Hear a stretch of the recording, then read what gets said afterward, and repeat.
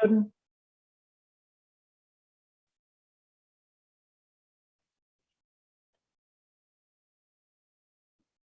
Good afternoon and welcome. Welcome to the City of Casey Council meeting on the 16th of November 2021. It's my pleasure to welcome those community members that are watching live stream, and we do continue to live stream the meetings. Our intention, all things being available to us, will be to have the December meeting in person at Bunjil, but that will be confirmed on our website.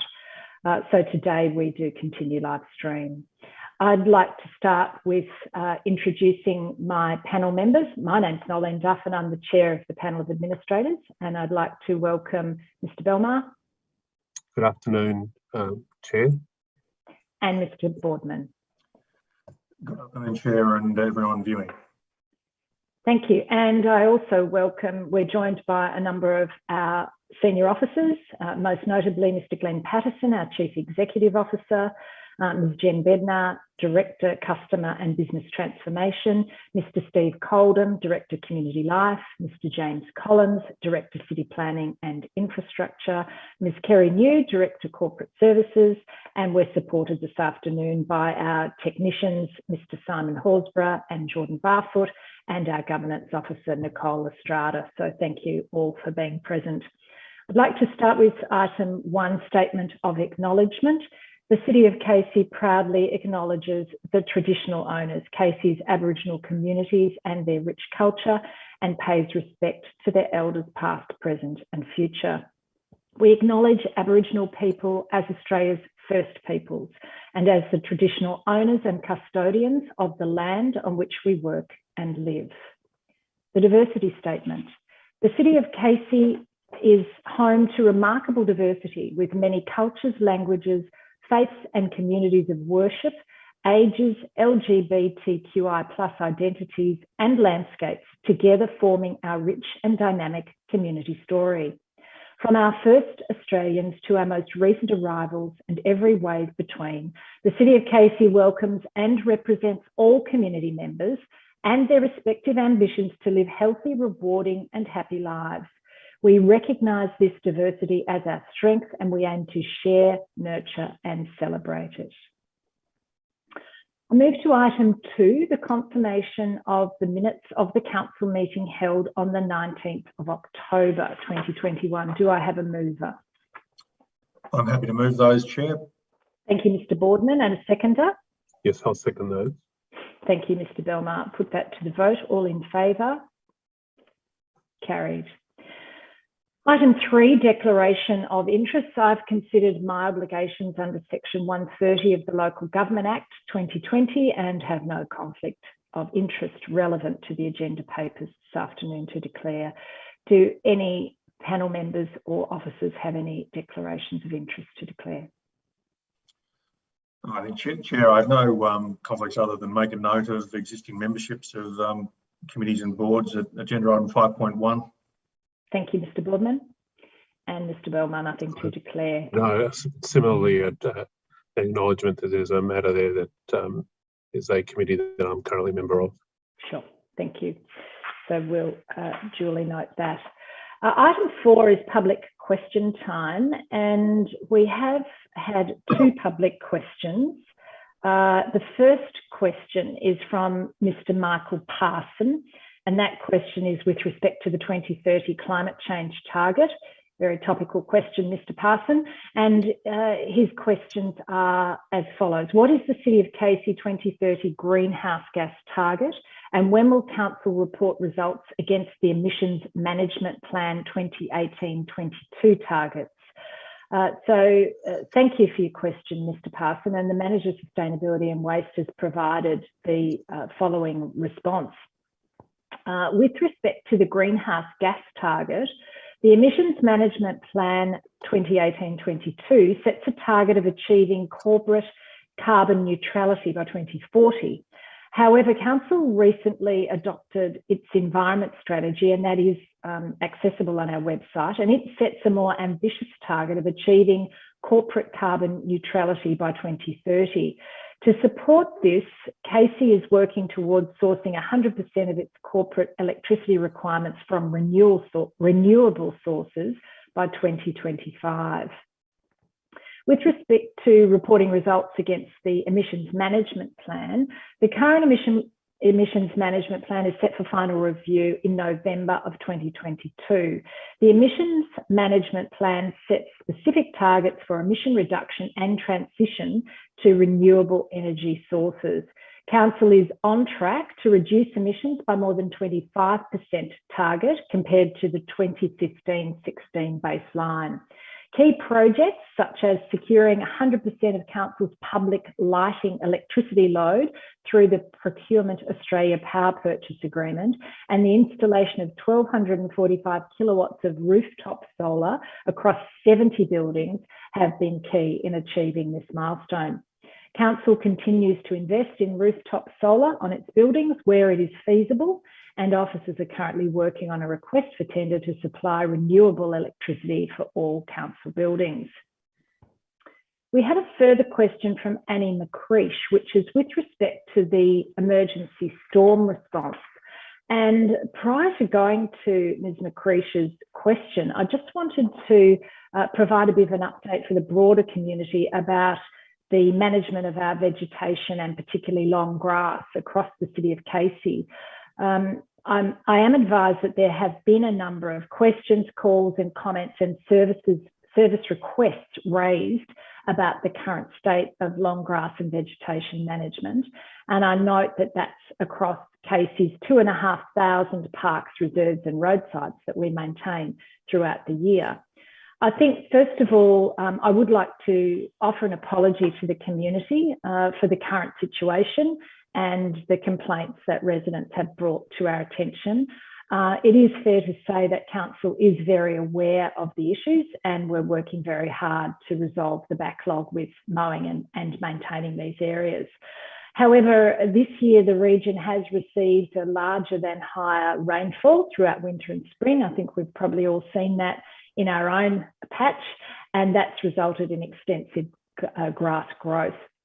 The level of rainfall received has affected our routine open space maintenance schedule across the city, and in some cases has severely restricted the ability of machinery to access those very wet areas to deal with above average growth.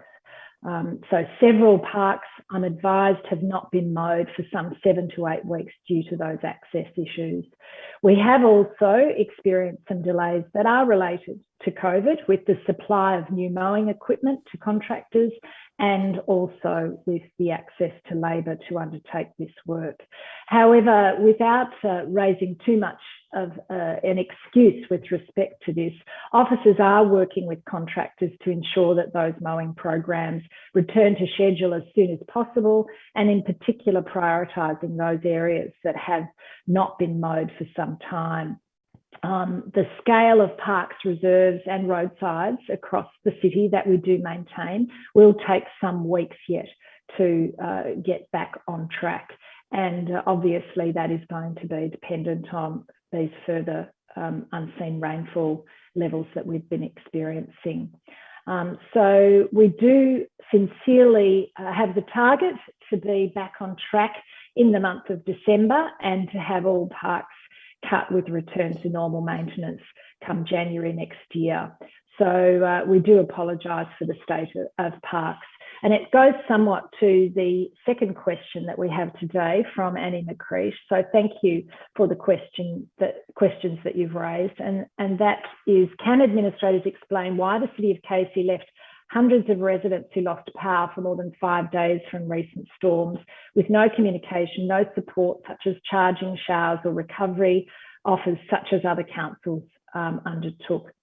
Many phone calls were made to council over the long weekend for support and advice about residents who required support and information with no follow-up. Is this not a key responsibility of council in the Local Government Act?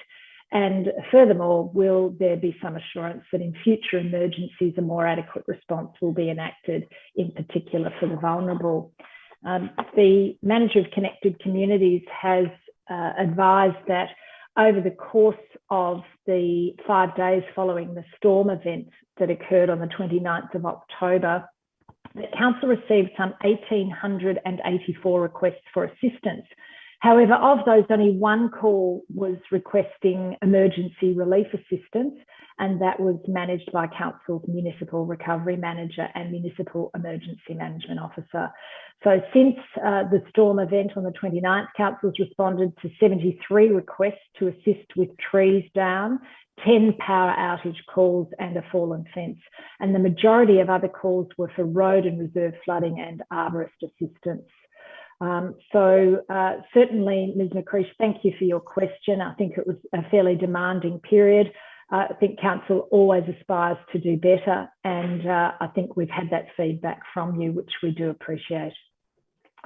I'll now move on to officer reports at item 5, and the first report for consideration today is item 5.1, Council Delegates, and both of my colleagues have noted, and I also note that previously we have been delegates to a number of these committees. So there is a recommendation in the list for the appointment of delegates and substitutes where that's appropriate. So can I have a mover? Yes, Chair, I'll move that. Thank you, Mr. Belmar, and a seconder. Second, Chair. Thanks, Mr. Boardman. Mr. Belmar, would you like to speak to the item? Thank you, Chair. Tonight, I'm moving a resolution that as administrators, we continue to play roles as delegates to the committees that are set out in the papers. In particular, they are the Audit and Risk Committee, the Casey Cardinia Library Corporation, the Municipal Association of Victoria, the MAV, Western Port Biosphere Foundation, and South East Council's Climate Change Alliance. And I note that in the papers that each of the delegates is set out. Can I make a particular mention of the work of a couple of those committees very briefly? Firstly, the Audit and Risk Committee is a fundamental committee of Council. It's required by the Act that committee exist. It does important work in ensuring the continuing good governance of Council, and I would like to acknowledge the important work of Mr. Boardman on that committee and the work that he is endeavouring to continue to do, and thank him for the important work that he does with his 3 co-members on that committee. It's an important committee for Council, and tonight he will address other issues to do with our strategic risk register, which in part reflects the work that that committee continues to do. I also want to thank Ms. Duff for your work on continuing work on the MAV committee. That's the State Council, or it's the peak body for state councils in Victoria for our 79 state councils. And although as the minutes note that it meets only twice a year, I know that throughout the year there is continued work and engagement that is required. And it's important that the City of Casey continues to be represented on that committee. And the other committees we will continue to be represented on. And I won't say too much about the Casey Cardinia Library Corporation. I know that we have addressed that at previous council meetings, and that is a corporation which at the moment is working towards a change in its future method of operating, and I will continue to play a role in that. And so I move those motions tonight, acknowledging the work of my fellow administrators and thanking them for their continuing work on these important committees. And with those comments, I move the motion. Thank you, Mr. Belmar. Mr. Boardman. Yeah, thank you. Some very brief comments, and I thank Mr. Belmar for his acknowledgement of both yourself, Chair, and also myself on our respective committees. And likewise, we acknowledge Mr. Belmar for the work he is pursuing with the ongoing reform of the Casey Cardinia Library Corporation, and wish him every success in that regard. Fittingly, I will acknowledge my co-Audit and Risk Committee members, John Nguyen, the Chair, Carol Pagnon and Ernest Stabic as independent members for their ongoing assistance, particularly in John for his leadership and the reformation experience that John and Ernest and Carol have brought to the committee. Gracefully accept the nomination and look forward to continuing in that role. And to yourself, Chair, I appreciate you keeping us informed of MAB activities and particularly their training courses, which I find very interesting, and I say that sincerely, and the other organisations that we members of. So I second the resolution and thank you both for your contributions and accept the nomination to continue to serve at the Audit and Risk Committee. Thank you, Mr. Boardman. I'll put the motion to the vote. All in favour? Carried. Move to item 5.2, the Good Governance Framework, and I seek a mover for the recommendation in the officer report. I will move that, Chair. Thank you, Mr. Boardman, and a seconder. Yes, I'll second that. Thank you, Mr. Belmar. Mr. Boardman, I invite you to speak to the motion. Thank you, Chair. You may recall that earlier this year we adopted the Council Action Plan, and one of the actions within that was the creation of a good governance framework. It was also a recommendation that came out of the Municipal Monitor's report following dismissal of the previous council early last year. And we did so on the basis that we had an obligation both through our appointments but also through our expectations and requirements under the new Local Government Act provisions to ensure that we imparted and affected a best practice environment of good governance and integrity of principles and practices to ensure the organisation was led and run along those themes. In doing so, we have reviewed 4 previous documents which were encompassing the good governance structure of the organisation, and they were the Governance Integrity Framework, the Governance Strategy, the Governance Audit and Action Plan, and the Integrity and Action Plan. And we've also taken into consideration the Geelong Good Governance Framework, which was a similar document adopted by the City of Geelong following the appointment of administrators in their respective environments. In doing so is that there is a number of I said, principles and learnings that we have referenced and embarked upon, and we've come up with 8 themes. Now, the purpose of tonight's resolution is to release the Good Governance Framework for public consultation, and we will adopt this at a future council meeting. But it is important to provide explanation as to the commitment that we are as administrators and the entire organisation is having to adhere to those principles, and particularly under what the criteria of each theme entails. So, for instance, theme 1, direction and leadership, to ensure that we are meeting the needs of the community, and how, and most importantly, how we engage and inform the community of how we are meeting their needs. Theme 2 deals with culture and behaviour, and that is the expected behaviours and cultures that every individual that works with or has an association with the City of Casey imparts to ensure that we can create, as we say constantly in every report, a high-performing organisation. Theme 3 ensures we put the correct structure, systems and policies in place to deliver against the community's and the organisation's visions. Theme 4 outlines transparency and the detailed processes that we impart to ensure that our decision-making meets all of these requirements. Theme 5 specifically deals with community engagement and communication, and we've spoken many times about Shape Your City, about Casey Conversations, about the digitalisation of our engagement with the community, and also direct consultation mechanisms, and that is an incredibly important part of our overall engagement. Theme 6 is the capability around ensuring that we have adequate skills, experience, knowledge within the organisation to meet expectations. Theme 7 does with risk and compliance, which I'll talk about at the next agenda item of this council meeting. And Theme 8, importantly, is to ensure that we put in the right processes and procedures to monitor and review our actions accordingly.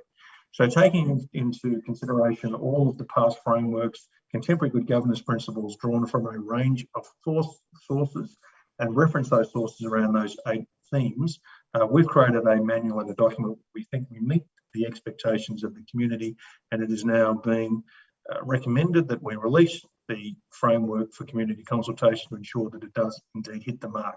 And with those comments, Chair, I'm pleased to support the recommendation.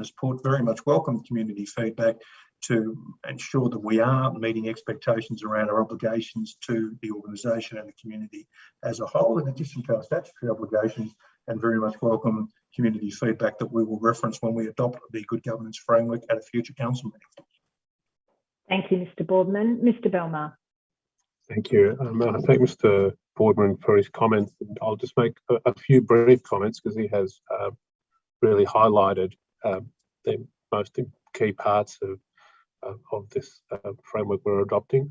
What I really want to reflect on is the fact that the Local Government Act, Section 9 of the Local Government Act, which is headed the overarching governance principles and supporting principles, is really a headline document which sets out the primary obligations that we have as a council.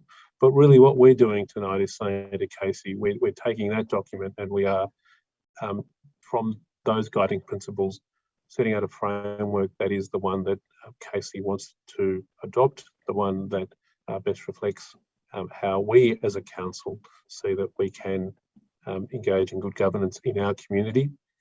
I see it as a fundamental role as an administrator to ensure that part of the legacy that we leave behind is not only adopting these frameworks, but engaging with the community for their input and then showing how we exercise them and how they operate. And so I thank Mr. Boardman for his comments, and I note that we are engaging in part of what is required by the Act, but at the same time we're putting a Casey stamp on it. And with those comments, I second the motion. Thank you, Mr. Belmar. I would like to make a few comments as well. And I do have a high level of passion around good governance in organisations. And I do believe that this is an extremely good framework. So I encourage community feedback and the opportunity to comment. And I particularly note the action plan and the reporting requirements and frequency against what is quite a lot of detailed actions that we undertake to report to the community about in adopting this as a framework. So very keen to hear from the community about their thoughts. I think this goes to some very deep questions about the history of Casey and the organisation as it's been conducted in a governance sense historically. And I believe it really does raise the bar in that regard. So if there's further feedback that the community have where we can improve that framework, very, very keen to hear about it. So thank you both for your comments, and I'll put that motion to the vote. All in favour? Carried. Item 5.3 is Strategic Risk Register, and we have a recommendation from officers. Do I have a mover? I will move that, Chair. Thanks, Mr. Boardman. And a seconder? Yes, I'll second that. Thanks, Mr. Belmar. Mr. Boardman, please speak to your motion. Chair, we acknowledge that we are endorsing the strategic risks for inclusion in our risk register, which are associated with delivery of our council plan 2021 to 25, which Billy adopted, and note that there is a confidential attachment which outlines the risks themselves, which we cannot disseminate them for public use. At this stage, it is not good practice, considering aspects of good governance that we have mentioned at the previous agenda items, to telegraph or to be talking about risks. So there are various sensitivity, security aspects and other considerations which are relevant to the management of risks. However, I can attest that as a member of the Audit Risk Committee, we have extensively evaluated not just the strategic risk framework and the methodology that's used to assess, identify and determine risks, but the mitigations in place to ensure that there is levels of capabilities and resilience and adequacy and responsiveness that now constitute the risk register that we are adopting tonight. It is an extensive piece of work to not just look at the framework and the assessment criteria to determine what's in and what's out, but there's a significant evaluation exercise around the risks themselves to ensure that we're not overburdening the organisation with processes which could potentially lead to inefficiency or duplication with the management of risk. But we are most importantly highlighting those key enterprise and corporate risks that potentially could, if things go awry, limit the capacity of the organisation to respond and continue to deliver its services adequately. So I do stress, and I do hopefully give confidence to the community that the extensiveness of the operation that we have conducted through the Audit and Risk Committee interface has been exactly that, extensive, comprehensive, thorough, well considered, and we have resulted in the risk register framework that we are adopting tonight. Of the risks that are in there is a number that relate to service delivery risks, financial risks, mitigation of climate change risks, technology risks, issues around in the event that there was changes to regulations or Act of Parliaments which we needed to deal with. We note that there is currently, I think, compliance of 120 different Acts of Parliaments and regulations that the organisation needs to comply with by itself, which is a massive undertaking. But again, we have tried to cover those key thematic areas which provide the most and significant potential vulnerability of the organisation and develop an assessment and a responsive framework which positions the organisation to ensure that there is the right principles of business continuity, there is recovery in place if necessary, and that operations can be continued to deliver as expected and as usual in the event that any of these situations are eventuated. The key to all of this is planning. That is what we have done. The key to ensuring that these risks never become anything more than paper risks is all of those aspects around prevention, management, resilience, enhancement. And it's quite coincidental that this afternoon, Chair, we are talking about the Good Governance Framework, which itself articulates processes around how we manage, identify our enterprise risks and how we respond and transparently communicate to our community around those particular issues, that we are equally adopting the risk register itself. So I hope that I have explained, notwithstanding the confidentiality of the risks themselves to the community, the process, the extensiveness of the consideration, and the necessity to ensure that this is a continuous monitoring and improvement activity, but also to give confidence that everything is aligned back to those principles that we've all spoken around, ensuring that we have the utmost of good governance and the hallmark of every activity and action that we take while serving as administrators of this council. So with those words, Chair, I'm pleased to move the recommendation as put, and as my newfound membership or ongoing membership of the Audit and Risk Committee, commit to the community to continue to monitor the risks in place as per those good best practice principles as we've articulated. Thank you, Mr. Boardman. Mr. Belmar. Thank you, Chair, and thank you, Mr. Boardman, for the comments. I'll just make a few brief comments. I agree entirely with the comments Mr. Boardman has made with respect to the fact that the document is confidential. I have reviewed the document. A strategic risk register is a fundamental document for council to have, but not only to have, but to continuously review and update. I note that risks need to be continuously identified, managed and mitigated against, and I am comfortable and satisfied, having reviewed the document, that that important work has been done in the past, is continuing to be done, and that steps are being taken to ensure that it is done in the future. And we manage risks every day at home, in our personal lives, but when you do it for an organisation that represents over 300,000 people with thousands of staff, it's an endeavour of a whole different scale.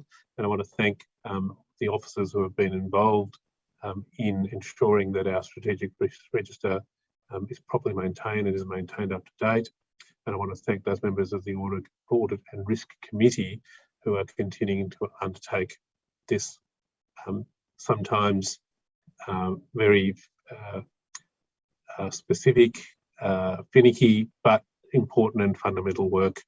And I thank them for the keen eye they have to ensure that on my reading of the document, there are some things that you read and you think, oh, that's a very specific level of detail, but that is exactly what you need in a good strategic risk register.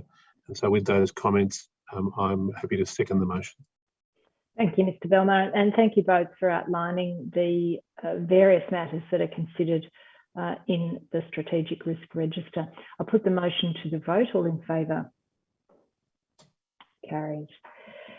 We now move to item 5.4, which is Section 11A, Instrument of Authorisation, Planning and Environment Act 1987. And there is a recommendation. Do I have a mover? Yes, I'll move it. Thank you, Mr. Belmar, and a seconder. Thanks, Mr. Boardman. Mr. Belmar. Thank you, Chair. It's fitting in some respects that I'm moving this motion after we've discussed risk. A motion such as the one I'm moving seems a little somewhat pedantic, but it is important and fundamental to the good governance of council that at all times our officers who are exercising statutory authority are doing it through the proper delegation. I'm considered this document and am satisfied that the instrument of delegation under the Planning and Environment Act is an appropriate exercise of council's power. And I want to thank the officers who continue to do this work. It seems that at least at every other council meeting we deal with a document such as this, and to me it shows the important and careful ongoing work that is done by our officers to ensure that the correct delegations are in place. If documents such as this aren't continuously updated, then there could be fundamental problems with the way the council is operating, and I'm satisfied that we are continuously ensuring that that is not the case.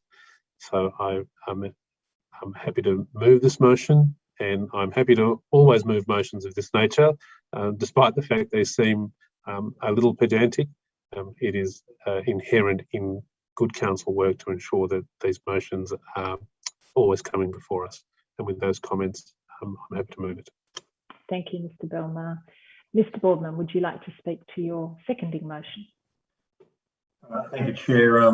Pedantic, but incredibly important that we have the right classes and delegations in place so the officers can meet their expectations and obligations under the Planning and Environment Act, as articulated by Mr. Belmar, who I thank for his comments. And with that, I'm pleased to support the recommendation as put.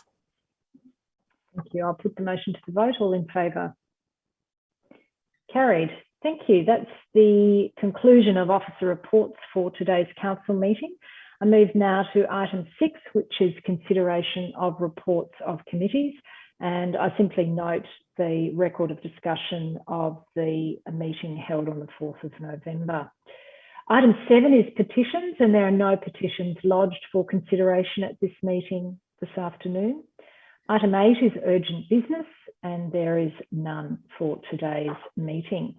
So that leaves me only to conclude and close the meeting. We will be moving to a closed council meeting to consider one item, which is listed under the provisions of the Local Government Act under section 12, item 12, sorry, I beg your pardon, section 3K of the Local Government Act. So we will be closing the meeting to consider that matter. So thank you for those who've been in attendance and watching the live stream this afternoon, and we look forward to seeing you at the next council meeting. Good afternoon.